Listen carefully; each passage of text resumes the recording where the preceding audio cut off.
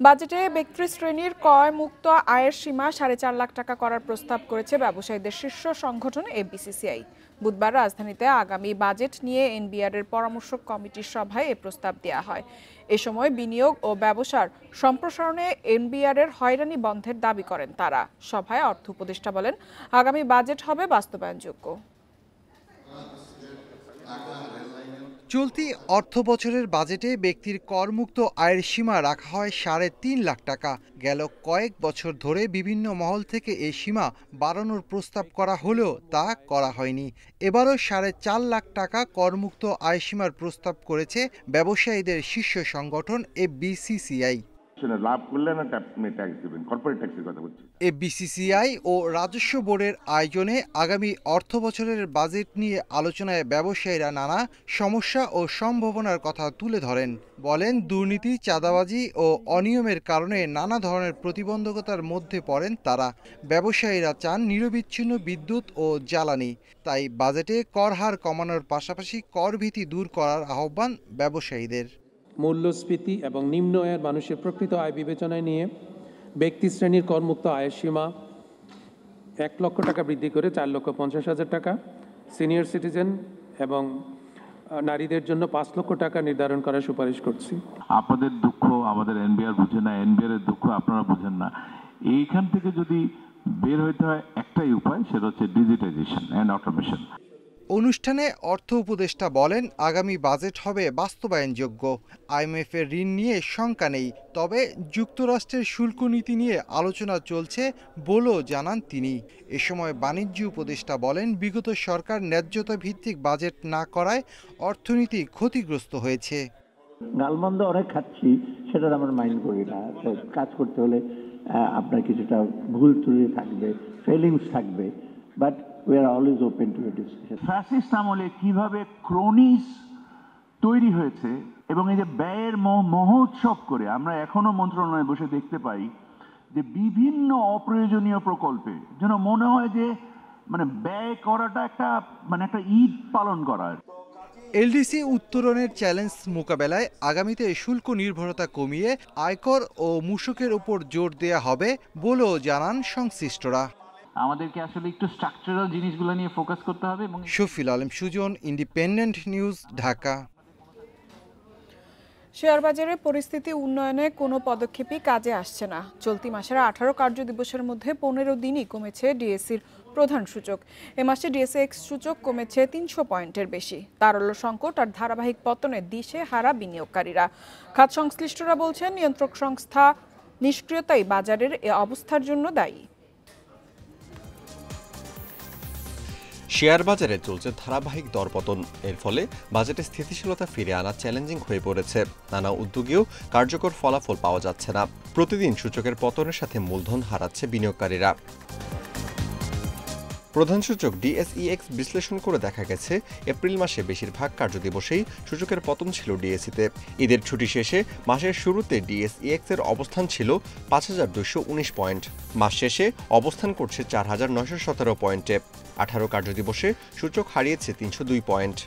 যে মাঝখানে যারা রিয়েলি কাজ করবে, যে ডাইরেক্টর লেভেল, ডেপুটি ডাইরেক্টর, এই লেভেলের লোক খুবই কম। লোক আছে নিচের লেভেল অফিসার, তারা কিন্তু ডিসিশন দিতে পারছে না। তারা নোট লিখতে পারে, ফাইল নিয়ে দৌড়তে পারে, কিন্তু আর উপরের লেভেলে আছে একটা করতে। এখন এই যে অর্গানাইজেশনের স্ট্রাকচারটা, অর্গানোগ্রামটা যেটা হয়েছে, এটা আসলে ডিজায়ারেবল না। শুধু সূচকের পতন নয়, এ সময় বাজার মূলধনও কমেছে। গেল এক মাসে বিনিয়োগকারীরা হারিয়েছেন 17,000 কোটি টাকার বেশি। এই অবস্থায় নিয়ন্ত্রক সংস্থা বিএসইর কার্যক্রমে ক্ষোভ জানিয়েছে বিনিয়োগকারীরা। বাজারের প্রতি তাদের আস্থা নেমে এসেছে তলানিতে। বাজারের এই অবস্থার জন্য বিএসইর নেতৃত্বের দুর্বলতাই দায়ী বলে মনে করছেন সংশ্লিষ্টরা। Amirul Islam, independent news. কোরবানি ঈদের আগেই নতুন নকশার নোট বাজারে ছাড়বে বাংলাদেশ ব্যাংক। 2 টাকা থেকে শুরু করে 1000 টাকার নতুন নোটে থাকবে জুলাই অভ্যুত্থানের গ্রাফিতির পাশাপাশি দেশের ঐতিহ্য ও সংস্কৃতির নিদর্শন। এদিকে চাহিদা থাকলেও বঙ্গবন্ধুর ছবি যুক্ত নোট গ্রাহকদের দিতে পারছে না ব্যাংকগুলো। ফলে খোলা বাজার থেকে ছেঁড়াফাটা নোট পরিবর্তন করতে গিয়ে আর্থিক ক্ষতির মুখে পড়ছেন গ্রাহকরা। রাজনৈতিক পট পরিবর্তনের 9 মাস হলো এখনো বাজারে আসেনি নতুন নকশার নোট। টাকায় বঙ্গবন্ধুর ছবি থাকায় গেল ঈদ উল ফিতরে ছাড়া হয়নি নতুন নোট, ফলে চাহিদা বাড়ে খোলা বাজারে। নতুন নোটের সংকটে গ্রাহকের হাতে বেড়েছে ছেঁড়াফাটা নোটের সংখ্যা, ফলে অনেকে পুরনো কিংবা ছেঁড়াফাটা নোট পরিবর্তন করছেন রাজধানীর গুলিস্তান ও মতিঝিল এলাকায়। বাড়তি টাকায় এসব নোট পরিবর্তন করতে গিয়ে আর্থিক ক্ষতি হচ্ছে গ্রাহকদের। ৯,০০০ টাকা দিয়ে ৭,৫০০ টাকা পেয়েছি, মানে এগুলি নিয়ে অনেক ঝামেলা হয়। কেউ আছে আবার এক টুকরা নিয়ে আসে, এক টুকরা 10% কম পায়, 90% পায়। এদিকে ব্যাংকগুলোতে ছেঁড়াফাটা নোট পরিবর্তন করতে গ্রাহকদের অনেক নিয়ম নীতির মধ্যে পড়তে হচ্ছে। ভল্টে বঙ্গবন্ধুর ছবিযুক্ত নোট থাকলেও বাংলাদেশ ব্যাংকের নির্দেশনা অনুযায়ী গ্রাহকদের তা দিতে পারছে না ব্যাংকগুলো। যেগুলা মানে গ্রহণযোগ্য মোটামুটি ভালো ভালো ভালো বলতে মানে হয়তো 2 টুকরা বা 3 টুকরা হইলেও মানে যেগুলো একটু শক্ত নোট আছে ওগুলা নেওয়া যায়। আমার ১,০০০ টাকার একটা নোট একটু অসাবধানতাবশত টান লেগে একটু ছেড়ে যায়, তো আমি একটা ব্যাংকের ব্রাঞ্চে যাই, ওনারা বলে যে এটা দিবে না ছেড়ে। 10 জন বা 100 জন আপনার চাহিদা আছে, একজনকে দিয়ে আপনি আরও মানুষের মধ্যে মানে অসন্তোষের সৃষ্টি করবেন। তার থেকে আপনার বেটার পলিসি হচ্ছে আপাতত পরবর্তী সরবরাহ না পাওয়া পর্যন্ত এই যৎসামান্য যেটুকু আছে এটুকু আমি না দিই। বাংলাদেশ ব্যাংক বলছে নতুন নকশার নোট ছাপাতে কমপক্ষে 1 থেকে 1.5 বছর সময় লাগে। তবে গ্রাহকদের চাহিদা মাথায় রেখে কোরবানি ঈদের আগেই নতুন নোট ছাড়া হবে বলে জানান বাংলাদেশ ব্যাংকের মুখপাত্র। জানান নতুন 9 ধরনের নোট ছাপানো হলেও সবগুলো এখনই পাওয়া যাবে না। বাংলাদেশ ব্যাংক উদ্যোগ নিয়েছে একই সাথে 9 প্রকারের নোট, 2 টাকা থেকে আরম্ভ করে 1,000 টাকার 9 প্রকারের নোটই তারা নতুন ডিজাইনের ছাপাবে। 5ই আগস্টের যে বিপ্লব, সেই বিপ্লবের প্রতিফলন এই ছবিতে থাকবে, সেই সাথে আমাদের দেশের যে ঐতিহ্য সেগুলো তো থাকবেই। বাংলাদেশ ব্যাংকের তথ্য মতে প্রতি বছর বিভিন্ন মূল্যমানের 150 কোটি পিস নতুন টাকার চাহিদা থাকলেও টাকশাল ছাপাতে পারে 120 কোটি piece. Shafil Alam Sujan, Independent News, Dhaka. দেশে মুক্ত বাণিজ্য এলাকা বা ফ্রি ট্রেড জোন স্থাপনের উদ্যোগ নিয়েছে সরকার। চলতি বছরের মধ্যে এই মুক্ত বাণিজ্য এলাকা স্থাপনের ঘোষণা আসতে পারে। বুধবার এক সংবাদ বিজ্ঞপ্তিতে এ তথ্য জানিয়েছে বাংলাদেশ অর্থনৈতিক অঞ্চল কর্তৃপক্ষ বেজা। ইতিমধ্যে ফ্রি ট্রেড জোন স্থাপনের সম্ভাব্যতা যাচাই, বিশ্বের অন্যান্য দেশের সংশ্লিষ্ট আইন প্রণোদনা, মডেল প্রভৃতি পর্যালোচনার জন্য জাতীয় কমিটি গঠন করা হয়েছে। বেজা জানায় অর্থনৈতিক অঞ্চলে বিদেশে বিনিয়োগ আকর্ষণ, কর্মসংস্থান সৃষ্টি ও দক্ষতা উন্নয়ন, রপ্তানিতে বৈচিত্র্য আনা ও আঞ্চলিক উন্নয়ন সহ নানা কারণে বর্তমান বিশ্বে মুক্ত বাণিজ্য এলাকা জনপ্রিয়তা পাচ্ছে। এমন প্রেক্ষাপটে বিষয়টি পর্যালোচনা করতে গত 21 এপ্রিল বেজার উদ্যোগে 8 সদস্যের জাতীয় কমিটি গঠন করা হয়।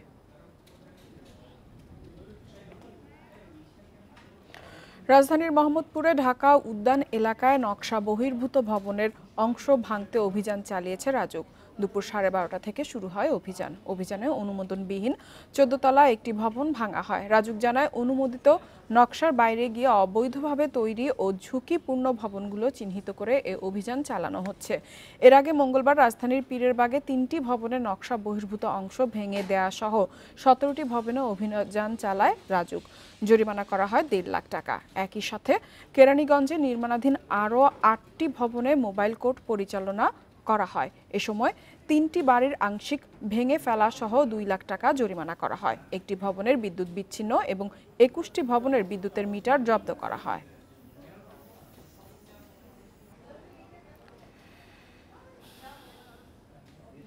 জাতীয় সঞ্চালন লাইনে সংকটের কারণে রাজধানীর সিএনজি ফিলিং স্টেশনগুলোতে গ্যাস সরবরাহে বিঘ্ন ঘটেছে। দীর্ঘক্ষণ অপেক্ষার পরও মিলছে না চাহিদার অর্ধেক গ্যাসও।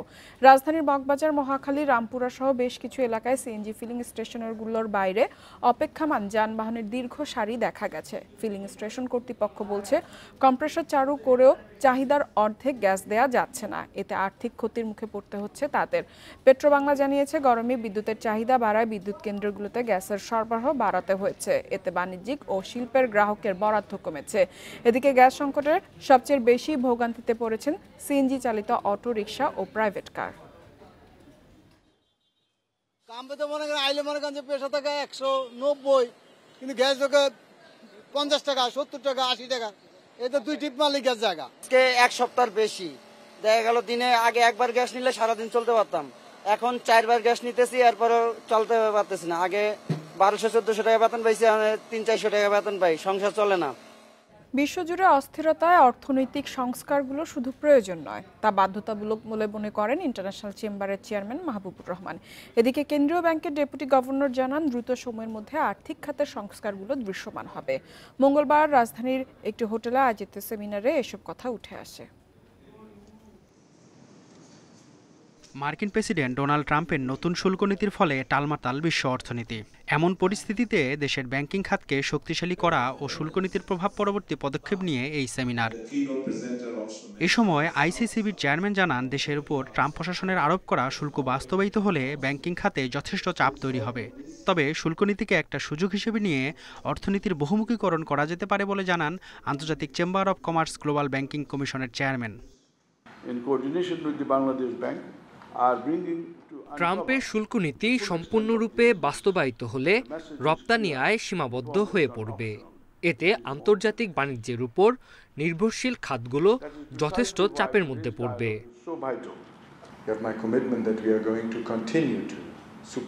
বাংলাদেশ গত কয়েক দশক ধরে বিনিয়োগে উন্নতি করছে। আমরা বাংলাদেশের অর্থনীতির উন্নয়নে সবসময় সহায়তা করব। এদিকে দেশের অর্থনীতির সংস্কারে নেওয়া পদক্ষেপগুলো খুব দ্রুত দৃশ্যমান হবে বলে জানান কেন্দ্রীয় ব্যাংকের এই কর্মকর্তা। আমরা সবার সাথে কথা বলেছি, কেন্দ্রীয় ব্যাংক সবার জন্য উন্মুক্ত। অর্থনীতি পুনরুদ্ধারে নেওয়া আমাদের পদক্ষেপগুলো দ্রুত দৃশ্যমান হবে। এ সময় ডলারের বিনিময় হার বাজার ভিত্তিক করা সহ আন্তর্জাতিক বাণিজ্যে নিজেদের অবস্থান ধরে রাখতে ঋণের সুদহার কমানোর দাবিও জানান বক্তারা। মেহেদী হাসান, ইন্ডিপেন্ডেন্ট নিউজ। মোট দেশজ উৎপাদন জিডিপির আকারের ভিত্তিতে এশিয়ার মধ্যে 10ম বৃহত্তম অর্থনীতির দেশ হলো বাংলাদেশ। সম্প্রতি এশিয়ার দেশগুলোর অর্থনীতির বিভিন্ন সূচক নিয়ে এশীয় উন্নয়ন ব্যাংক এডিবির এক প্রতিবেদনে এই তথ্য তুলে ধরা হয়। এডিবির প্রতিবেদনে বলেছে, দক্ষিণ এশিয়ায় এখন ভারতের পর বাংলাদেশের অর্থনীতি সবচেয়ে বড়। বাংলাদেশ দক্ষিণ এশিয়ায় দ্বিতীয় বৃহত্তম অর্থনীতির দেশ। এতে আরও জানানো হয়, বাংলাদেশের জিডিপির আকার এখন $450.5 বিলিয়ন, প্রায় 46টি দেশের জিডিপির আকারের হিসেব দিয়েছে এডিবি। সংস্থাটির তথ্য বলছে, এশিয়ার সবচেয়ে বড় অর্থনীতি দেশ চীন। চীনের জিডিপির আকার প্রায় $18,957 বিলিয়ন। দ্বিতীয় স্থানে রয়েছে ভারত, তৃতীয় স্থানে কোরিয়া। এদিকে এডিপির তালিকায় এশিয়ার দেশ জাপান নেই।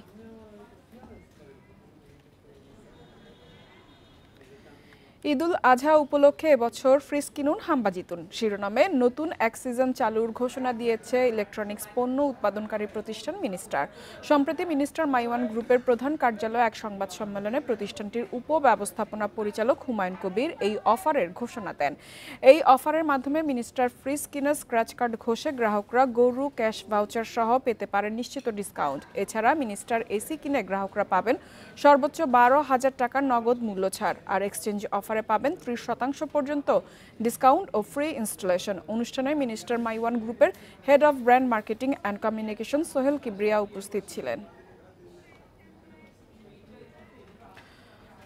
বিকল্প ব্যবস্থায় বিদ্যুৎ সরবরাহের মাধ্যমে ঢাকা ইপিজেড এর শতভাগ কারখানায় উৎপাদন শুরু হয়েছে। সকালে ডিইপিজেড এর নির্বাহী পরিচালক শরীফুল ইসলাম এ তথ্য নিশ্চিত করেছেন। তিনি বলেন, পল্লী বিদ্যুৎ সমিতি থেকে চাহিদা অনুযায়ী বিদ্যুৎ পাওয়ায় সকাল থেকে শতভাগ কারখানাগুলোই উৎপাদনে ফিরেছে। এতে স্বাভাবিক সময়ের মতোই কাজ করছেন শ্রমিকরা। এর আগে সোমবার দুপুরে প্রায় 400 কোটি টাকা বিল বকেয়া থাকায় সরবরাহকারী প্রতিষ্ঠান ইউনাইটেড পাওয়ারের গ্যাস সংযোগ বিচ্ছিন্ন করে তিতাস কর্তৃপক্ষ। এরপর বিদ্যুৎ বিভ্রাট দেখা দেয় ডিইপিজেডে।